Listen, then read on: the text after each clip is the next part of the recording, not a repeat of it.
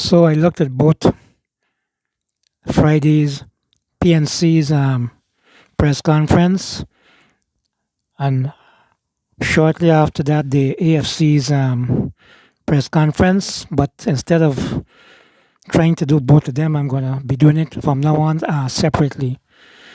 But what I wanted to take from the AFC's press conference, and remember this I'm not playing the whole press conference, I'm only playing an excerpt where I was hearing Adam Harris posing a question to the leader of the AFC. He was saying that the Dr. Terence Campbell, who is a member of the National Resources Fund, which is to do with the oil, he was appointed there sometime last year. Dr. Campbell, who's the owner for churches, has decided to take the government to court in respect to lack of transparency in the spending of money. I think so far it's over $2 billion Ghana dollars. And what Adam Harris is trying to get from NIGEL is that the two lawyers that he's taking on to back him up are PNC's ROYSDALE FORDE, and let me see if I can get the name of the other lawyer, SEENATH JAIRAM. SEENATH JAIRAM, sorry. Adam Harris was telling Nigel Hughes that he's made to understand that Dr. Campbell is short by $2 million. He feels that as far as this concerned, this matter concerns the opposition parties. And why can't the opposition party help to share the cost, share the burden of that $2 million? So Nigel says there's the first time he's hearing about it, and he's going to have a talk with Dr. Campbell about this $2 million that Dr. Campbell has to find as additional costs for the hiring of these two lawyers. Also, the former public infrastructure minister David Patterson was talking about the Demerara Harbour Bridge in terms of the shifting delays, the shifting deadlines, and he's predicting that it's going to go past 2026. So this is just a short excerpt of Adam Harris and the boss for the AFC. Nigel Hughes. Sir, you applauded Dr. Terence Campbell for his move to the court.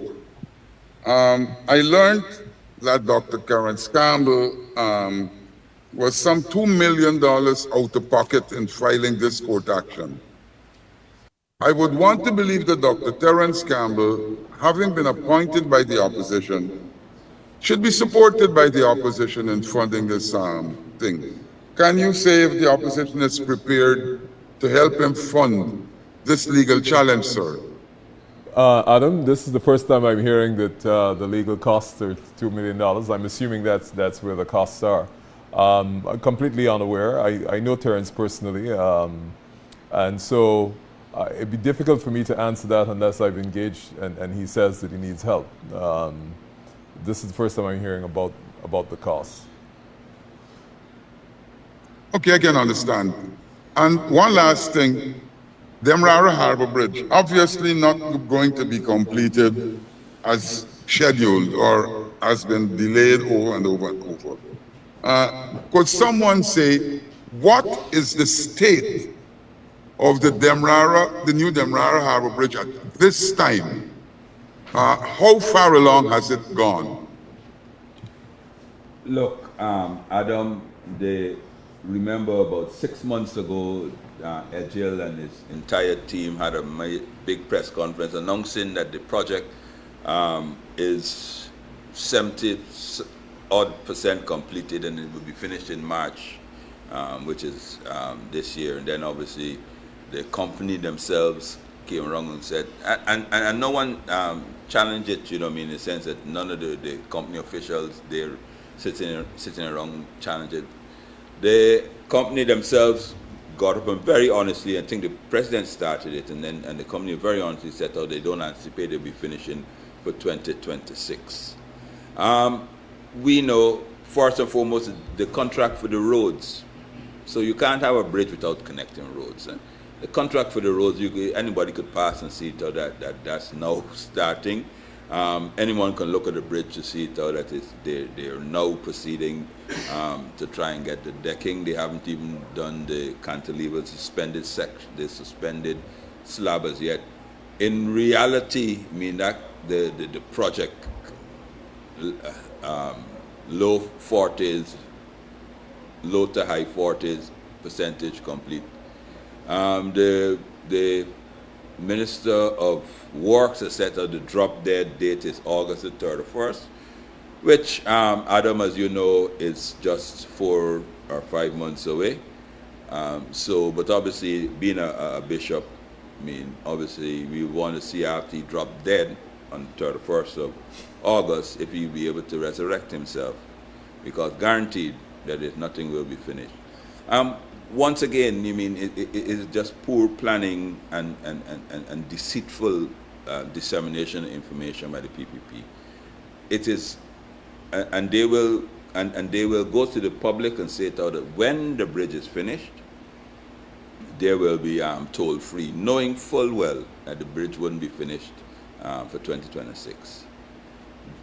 In addition to Adam, and another telltale sign that the bridge won't be finished is that in budget 2025, they allocated $450 million to the old bridge, right, to do repairs to the old bridge. Obviously, if you're so confident that the new bridge will be finished by August, which is August, that's 6 months away, why would you be spending that amount of money allocating $2.5 million US for 6 months life on the old bridge?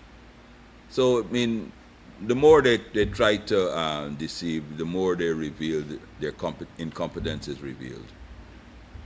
Hey, Adam. Thank you very Adam, much, David Patterson, and thank you to the media. Before we close off, I do want to extend a very happy Republic celebration to our to all of Guyana, to our members of the media. I know it's going to be a busy weekend, lots of activities as we celebrate our Republic and also Mashramani. Please, citizens, do it in a safe manner. To the drivers on the road especially, we want to say, drive with care, look out for the person that's not looking out for you. And with that, we want to thank you all for joining us today at our press conference, and we'll see you next week. Thank you.